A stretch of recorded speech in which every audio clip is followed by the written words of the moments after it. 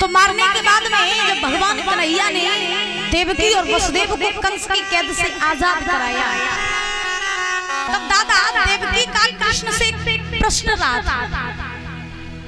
कौन सा? मेरी माँ बातें न करो, ने खाने को कुछ कह लेंदे हो।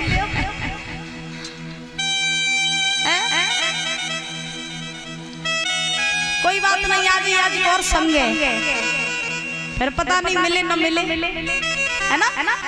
ठीक है, जिनको बातें करनी है वो अपने दुख सुख की कह लो, तब तक हम कथा कह रहे हैं। तो जब भगवान कन्हैया ने देवकी को आजाद करवाया तो देवकी का एक प्रश्न था कन्हैया से। दादा कौन सा प्रसंग था? प्रश्न था। देवकी ने कन्हैया से कहा, बेटा तुम तो जगत के पालनहार थे और तुम चाहते तो कंस को मारने में तुम्हें क्या देरी लगती? जिस समय तुमने अवतार लिया था तुम उसी समय कंस को मार सकते थे, फिर तुम इतने दिनों के बाद मेरे पास में क्यों लौट करके आए? अब तुम मुझे छोड़ करके मथुरा में क्यों गोकुल में यशोदा बाबा नंद के पास में गए? इसका क्या कारण था?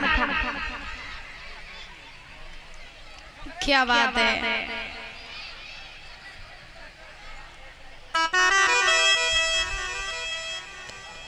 सुन लो दादा, बार बार नहीं पता लगेगा फिर आपको। हाँ, आराम आराम से कर ले भैया, शोर ना करो।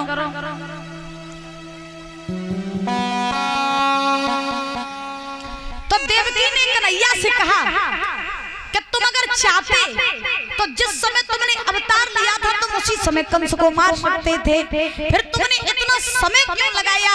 इतने दिनों बाद तुम मेरे पास में लौट के क्यों आए? तो भगवान कन्हैया ने मुस्कुरा करके जवाब दिया, मैया हम तुम्हारे पास में इतने दिनों के बाद इसलिए लौट के आए क्योंकि याद करो त्रेता युग की, त्रेता युग की याद करो जब तुम कैकई के रूप में थी और कैकई के रूप में आकर के तुमने दशरथ जी से राम के लिए 14 वर्षों का वनवास मांगा था। तो मैया तुमने कैकई के रूप में त्रेता युग में 14 वर्षों के लिए मुझे वनवास में भेज दिया था, और जब राम 14 वर्षों के लिए वनवास गए तो राम जी के लिए मैया कौशल्या बहुत तड़पी थी, बहुत तड़पी थी। तो श्री कृष्ण ने देवकी से कहा, मैया त्रेता युग में तुम थी कैकई और जो यशोदा इस युग में आई है वो थी कौशल्या। जो 14 वर्षों का प्रेम त्रेता युग में मैंने माँ कौशल्या को नहीं दे पाया, वो द्वापर युग में यशोदा के रूप में मैंने 14 वर्षों तक उन्हें लाड़ प्रेम दिया। इसलिए मेरी माँ, मैं नहीं चाहता कि मेरी वजह से मेरे भक्तों को किसी भी प्रकार का कष्ट हो, और यही कारण था कि भगवान कन्हैया 14 वर्षों तक माँ यशोदा के पास रहे थे। 14 वर्षों के बाद में कैकई महाराज देवकी के पास में आए थे। भगवान ने कंस को मारा, मार करके भगवान ने जरासंध से युद्ध किया। उसके बाद भगवान ने समुद्र के अंदर नगरी बसाई, उसका नाम पड़ा द्वारका। द्वारका के राजा बने कन्हैया, तब उनका नाम पड़ा द्वारकाधीश भगवान। बोलिए द्वारकाधीश भगवान की। आवाज निकाल लो मेरी माँ, कल से हम बेसुना ही कहीं की आवाज निकालो। हाँ, एक बात बताओ, श्री कृष्ण का चरित्र हमें क्या सिखाता है? ऐसी बात नहीं कि भगवान ने कष्ट नहीं झेले, भगवान ने भी बहुत कष्ट झेले, और भगवान से हर चीज छूटी। भगवान से क्या नहीं छूटा? सब कुछ छूटा। अवतार लिया मथुरा की जेल में, एक रात भी नहीं रुके, मथुरा से चले गए गोकुल में। मथुरा नगरी भी छूटी, फिर गोकुल में रहे, फिर गोकुल नगरी में रह करके गोकुल भी छूटी, फिर आए भगवान वृंदावन में। वृंदावन में भी थोड़ी दिन रहे और रह करके फिर भगवान मथुरा में फिर से गए। फिर मथुरा में भी भगवान को तसल्ली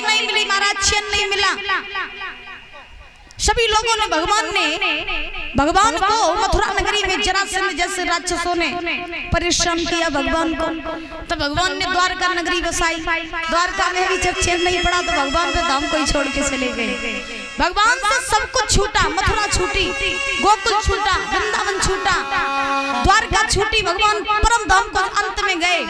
लेकिन भगवान से एक चीज नहीं छूटी, वो क्या थी? वो थी चेहरे की हंसी, चेहरे की मुस्कान।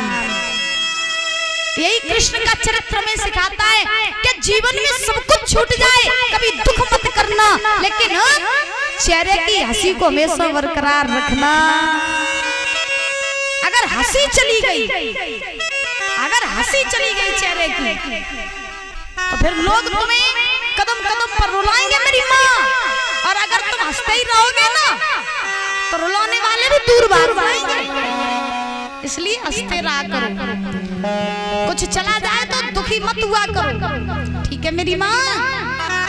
जब भगवान से सब कुछ छूट गया तो हम लोग तो बड़े तिनके जैसे हैं, तिनके जैसे। हम लोगों का कोई अस्तित्व नहीं है।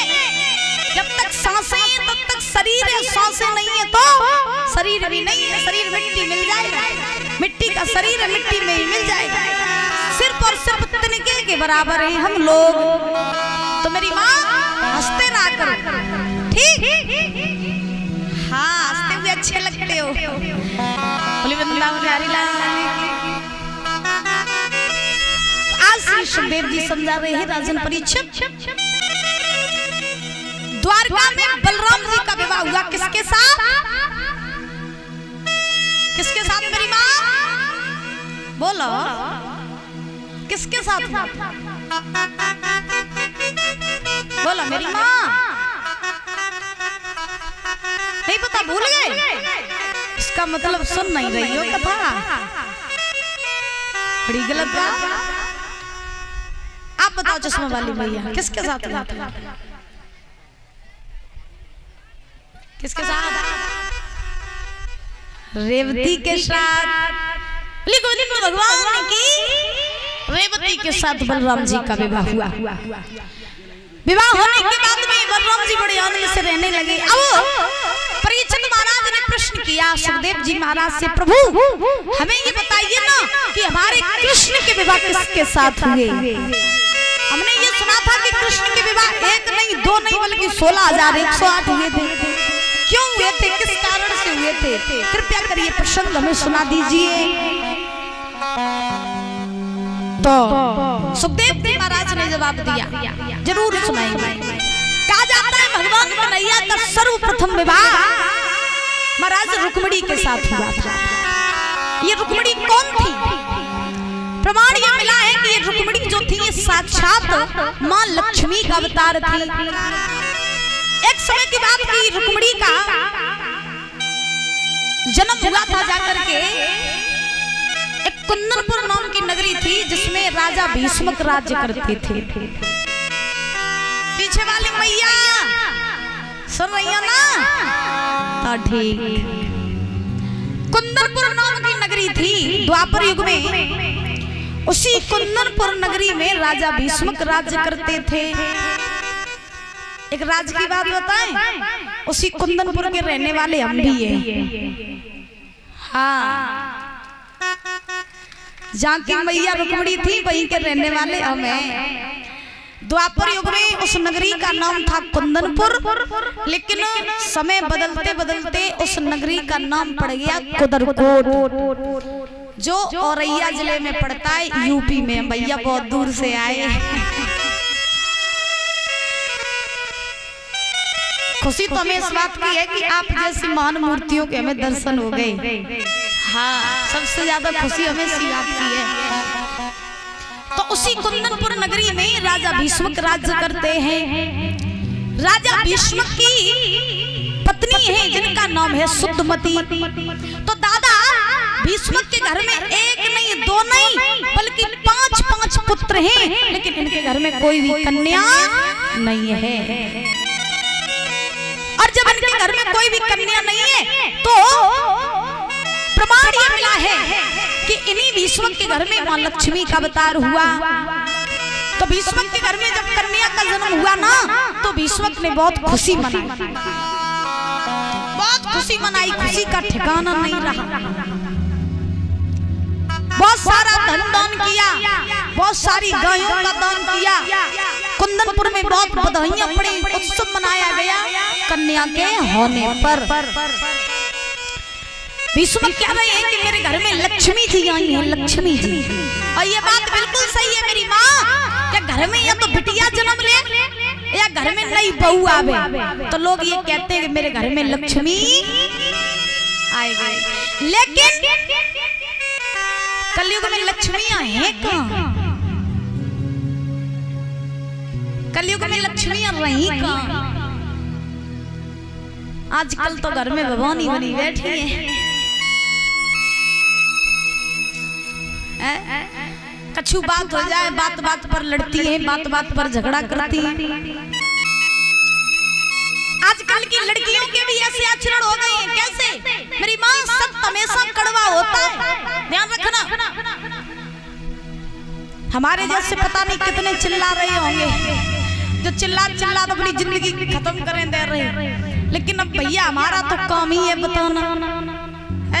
मानना आपका काम है, मानो तो मान लियो मैया, न मानो तो मेरी वापस कर दियो। और क्या कहें, आजकल की लक्ष्मियां तो हैं लेकिन कैसी हैं? 2-4 दिन का प्रेम करती हैं और 2-4 दिन के प्रेम में अपने कुल खानदान की नाक कटा करके चली जाती हैं। ये लक्ष्मियां होती हैं, ये लड़कियां होती हैं। जिस लड़की ने अपने कुल खानदान की मर्यादा को न जाना, जिस लड़की ने अपने माँ बाप की इज्जत को न जाना, वो लड़की कहलाने के लायक नहीं होती। ये बात ध्यान रखना। लड़की तो वही अच्छी लगती है जो मर्यादा में रहे, अपने कुल खानदान का नाम रोशन करे, वही होती है लड़की, वही होती है लक्ष्मी कहलाने के लायक। आजकल लक्ष्मी तो कोई नहीं रही, कोई लक्ष्मी नहीं रही। ध्यान रखना, जो लड़की अपने माँ बाप की इज्जत को नहीं जानती है वो दुनिया में किसी की इज्जत को संभाल करके रख नहीं पाएगी।